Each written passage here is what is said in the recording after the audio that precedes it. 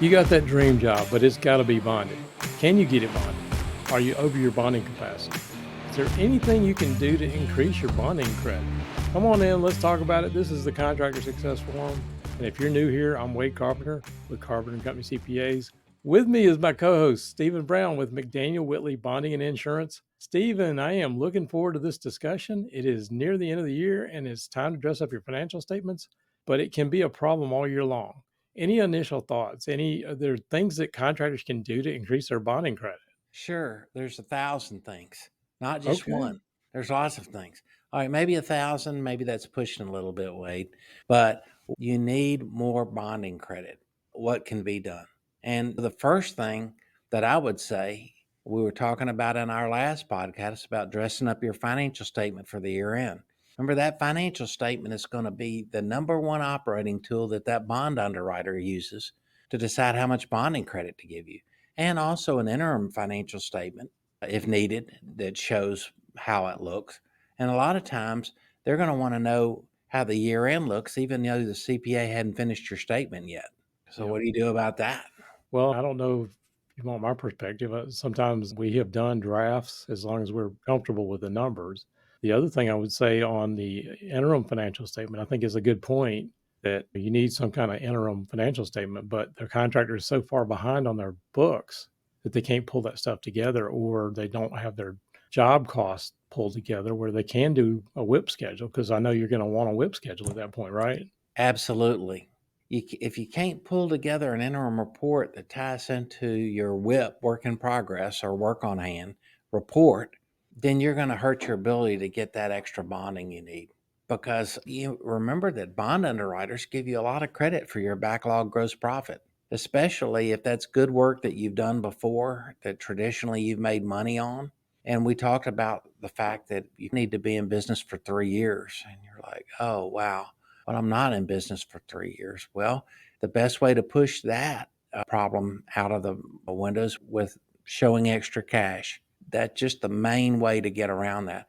And then the second thing we talked about before is what bond underwriters look for is an underwriting is your cash, your character, and your capacity. So what does that mean to increasing your bond line? It means cash, making sure that you're showing that you're liquid, that you've got cash in the bank, character, that you have a relationship with that bond underwriter and you've shown them that you can finish these projects. And you also have the kind of open relationship where you can talk about a job coming up Yeah. and why it's so important to you. Why does this fit you perfectly? How can you make a great gross profit margin on this one particular job? How is it a dream job? Is it a job that you just have to do to make ends meet? Or is it a job that can really put you on the map? Because every contractor that's successful has some jobs or series of jobs that put them on the map. And bond underwriters understand that. And then finally, the capacity, is that work something that you can do? How? Explain it. Because remember, bond underwriters are not contractors. You have to explain to them how you're going to do the project and why it fits in. I have this project manager. We've done this. We've done a similar job here. And also, if the location is out of your normal operating territory, that's going to raise a red flag with the bond underwriter. So, what team do you have in place? Say I'm going across the state to do business. I've got a team of local subcontractors that I know and have relationships and so on forth. These things all tie in together. Right. Well, you threw out a lot of stuff in that one little monologue there. Well, I Can wanted to get it out there. can I ask some points on some of the things you threw out there first? Of course. As we talked about in the last episode about dressing up financial statements, that is one of the things that 3 years in business is the cardinal rule for banks, even considering a line of credit. And I know working with contractors and all businesses, the failure rate in the first 3 years is astronomical. So getting past 3 years means you got past a hurdle. But from the bonding perspective, is that a hard and fast rule? Can they get around it, or do they have to do things personally? Is there no getting a bonding credit before you hit 3 years? Well, the first way to get bonding credit when you're a new contractor is through credit scoring bond programs. And Right. a lot of those are limited in how much bonding you can get.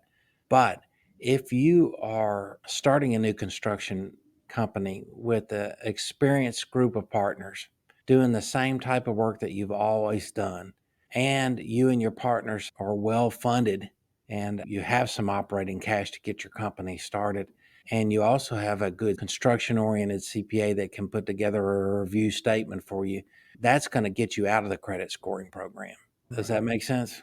Absolutely. Okay, so there's credit scoring, and then as a contractor, you want to get out of the credit scoring program unless you just need a bond once every blue moon. But if bonding is vital to the growth of your company and the sales and the type of work you want to do, it's a requirement, then you want to get out of that credit scoring as fast as possible. And 3 years track record of CPA prepared review caliber financial statements are worth their weight in gold, because that Right. statement weight is not only showing your cash and your working capital, but it's also showing all the projects you've done and how they performed. So Yeah. if you were an underwriter, wouldn't that open doors to you? Absolutely. Mhm. Absolutely. One other thing, Wade, is that in my job as a bond agent, I don't get a new account unless there's a problem. So emergencies come up, things come up. There may just be a situation where you and the underwriter of this particular company just completely disagree on a certain project. That's where you call someone in like me. What's going on? What happened? What have you got? Let's see what we can do for you. And sometimes the underwriters, they may be seeing things that you're not seeing, but they also may not have all the full picture that you know about the job and why it may not be as bad as they think. But I've seen that too. Were there other things that you wanted to jump into on that, No, or? those are the main topics. Come back to the three C's: cash, character, and capacity. Now, the banks have four C's. They include collateral. Oh, But for bonding companies, cash, character, and capacity, we talk about it all the time, Wade. You can't get around the three. You can say, well, my bonding company is not letting me do it because I don't have enough cash in there. Well, remember, when you've got more cash than you need for bonds, of course, they're going to be a little bit looser on your bond line of credit. right. But also Well, the capacity, can you do the job? And then in the past, if you talk that bond underwriter and bond agent into pushing the limit and you've done the job and it worked out the way you anticipated, that's your character part of it. let's take these one by one if we're going to dive into it. So the cash, we spent some time talking about, and it's not necessarily having cash itself, it's having the working capital. Hmm. We did talk about that in the last episode too, and we can dive more into it if we need to. But you mentioned the banks look at collateral, but the bonding companies a lot of times they won't necessarily want collateral, but they may want guarantees. So I didn't know if you wanted to speak to that for a little bit. No, I really think that when you're trying to increase your bond line of credit, you're already giving personal indemnity to the bonding company. If that's not the situation and the bonding company's not cooperating, there's a reason for that. Well, can personal collateral, personal financial assets, I know the answer to this question, but what's your take on if they have a personal net worth, does that help their picture? The bonding companies are underwriting the corporation, not you, not Okay. your personal assets. Of course, it helps if they know in the back of their mind that you can make a personal loan to that company. One of my old mentors had this thing called the cash quotient factor, Right. and how bond underwriters should take that into account. How much cash can you get a hold of? How fast to help out your construction company? But the bonding companies want the construction company standing on their own feet. And as long as it's standing on their own feet, you've met the criteria of the kind of bonds that you want to get. They like it when you take money out of the company. You're supposed to do that. That's normal. Right. So from an underwriting standpoint, it's just, can we consistently keep enough working capital in the company to support the bond program that you need right now? And so when you're pushing how much bond credit a bonding company will give you, it's totally tied to their perception of your ability to do the work. And how do you sell that to them? You sell it through your year end financial statements, meetings.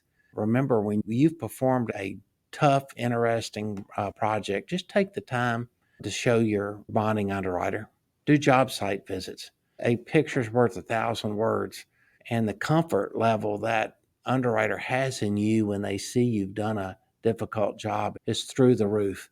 Magic things happen when that kind of communication is going on. Okay. Well, one of the things I think about when trying to get bond credit, whether you're new to business or trying to extend it, and we talked about keeping financial statements, but if you're brand new in business or you think you want to get something bonded in 3 years, a lot of times I will tell them start doing a reviewed financial statement now.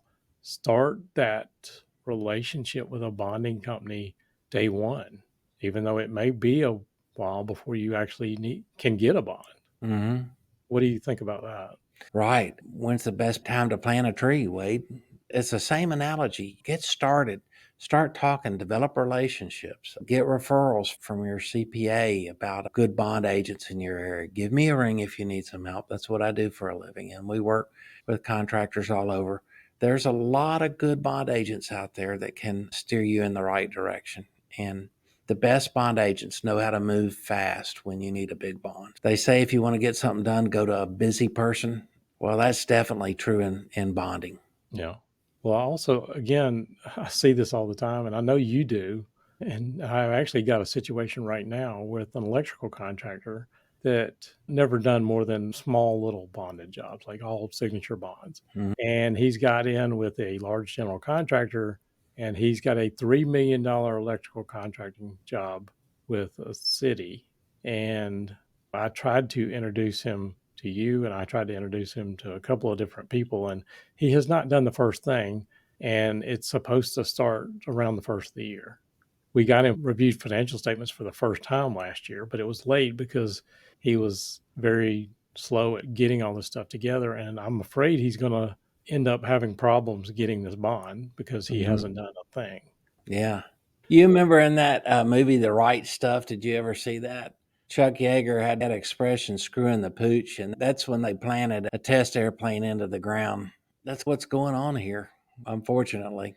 But anything's possible. But most contractors learn after an emergency that goes the wrong way that they wish they had moved a little bit faster and been a little more forthright in getting this through. And I think this particular electrical contractor you're talking about is just assuming that this GC is going to waive the bond requirement. And also Well, it's this, with the city, and I don't know that they oh, will.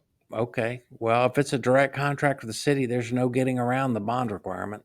So maybe they wish they hadn't have gotten that job. Maybe they don't want the job.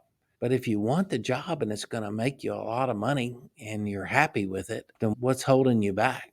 So my advice to that electric contractor would be get off the contract or get moving. Get your financial statements in order and talk to a bond agent even before you think you need it. If you ever Yeah. think you may want to do bonded jobs, or a lot of times I'd see contractors come to me and they never thought about doing bonded jobs or thought they could do bonded jobs, but they've got this one that hey, this is going to change my world. Well, it doesn't change your world if you can't bond it, if you have to have a bond on it. That's right. Start talking as soon as you're talking to that GC or that owner, that job's coming up for bid. Immediately when you find out about it, start talking to your bond agent about it. Well, I know this is talking about bonds too, but a lot of times the bond agents are also very well versed in things like workers' comp insurance and general liability insurance for contractors. So developing that relationship with somebody like you as soon as possible when you get in business, I think is a very smart move. Well, I couldn't agree more, of course. And I just urge our listeners that you want to increase your bond line of credit, it just has to start with a discussion.